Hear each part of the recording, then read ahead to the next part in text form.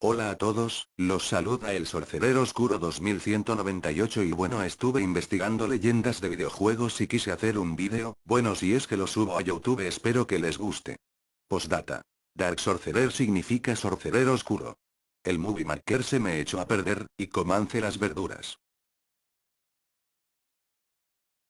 En el Final Fantasy VII nuestra querida Aerith es asesinada por Sephiroth durante la historia del juego sin que se pueda hacer nada para remediarlo. Pero lo más curioso no es esto, sino que según avanzas en el juego seguirás encontrando ítems y armas específicas para este personaje, a pesar de que está muerto. Por lo que se empezaron a barajar hipótesis de que si era posible resucitarla de alguna manera. La explicación más lógica proviene de la historia del juego, pensado en un principio para que saliera en Nintendo 64. Square Enix había sacado las anteriores entregas de su saga de RPGs para los sistemas de Nintendo, pero al llegar a la consola de 64 bits la relación se rompió. En este momento Nintendo comete uno de los mayores errores de su historia y que le hace perder el dominio de las consolas de sobremesa frente a Sony. Haciendo oídos sordos a Square y en su intento porque no le pirateen los videojuegos, Nintendo opta por los cartuchos. Un sistema que ahorra tiempos de carga sacrificando capacidad de almacenamiento. Podría haber cartuchos de más capacidad, pero serían mucho más caros. Square Escaldada saca rápidamente su obra maestra para PlayStation en 3DS. Este podría ser el motivo de que te encuentres ítems y armas de Aerith después de que muera, ya que mucha gente opina que por las prisas no se añadió la parte de la resurrección. Para otros esto completa todavía más el juego y lo hace más grande aún. No han sido pocos los intentos para resucitar a esta chica y hay parches y trucos que permiten seguir usándola aunque muera.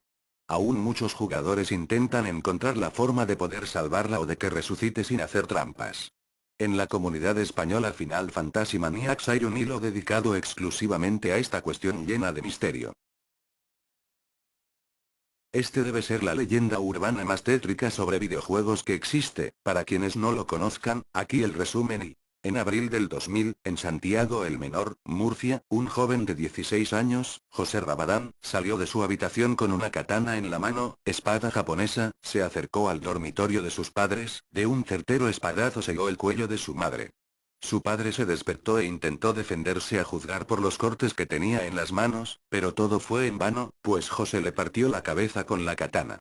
Su hermana pequeña con síndrome de Down tampoco escapó de la masacre, y el frío acero de la espada acabó con su corta vida y... Una vez decidido el momento y la forma de matar a su familia, José se comportó de un modo normal saliendo con sus amigos durante la tarde y conectándose desde las 18:30 horas a internet, como solía hacer habitualmente a esas horas, chateando con una amiga llamada Sonia y con otros usuarios.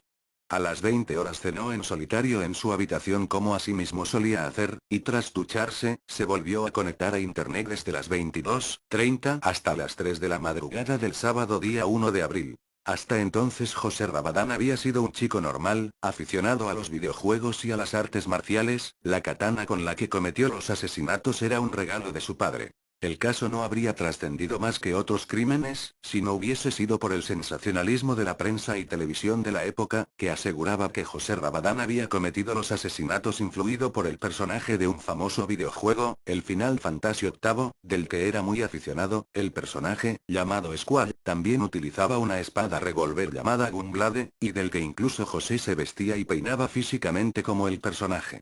En el Final Fantasy VII nuestra querida Aerith es asesinada por Sephiroth durante la historia del juego sin que se pueda hacer nada para remediarlo.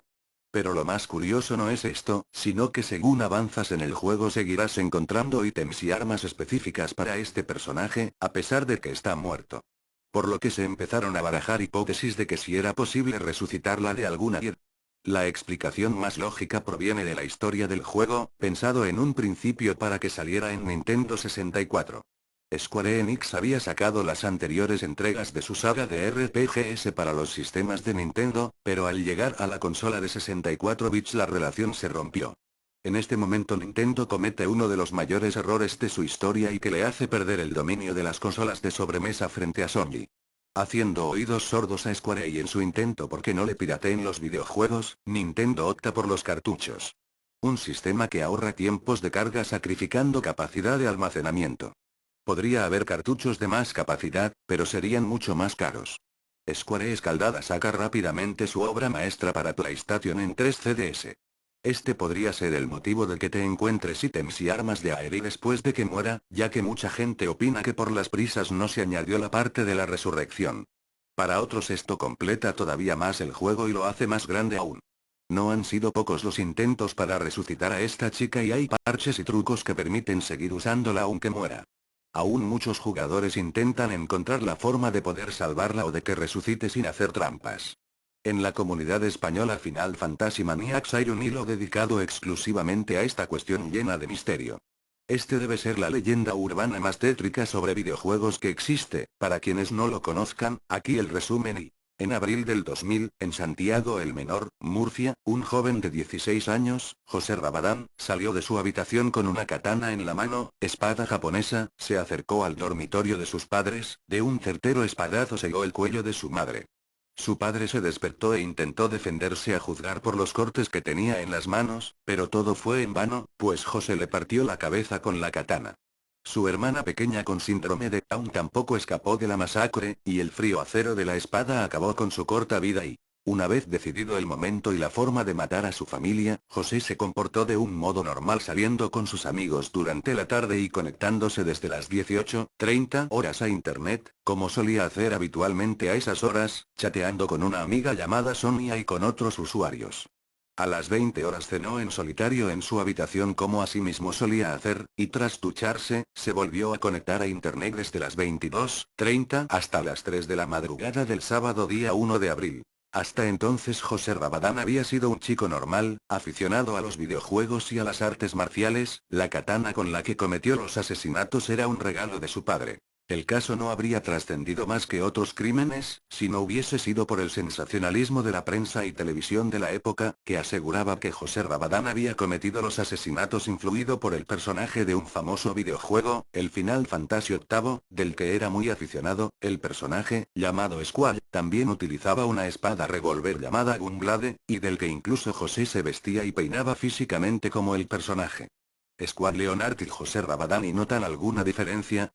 José intentó huir a Barcelona con un amigo, donde le esperaba una chica que había conocido por internet, pero fue detenido en la estación de tren de Alicante. La prensa aseguraba, que en el momento de ser llevado ante el juez, José se mostraba tranquilo, sin ningún remordimiento aparente.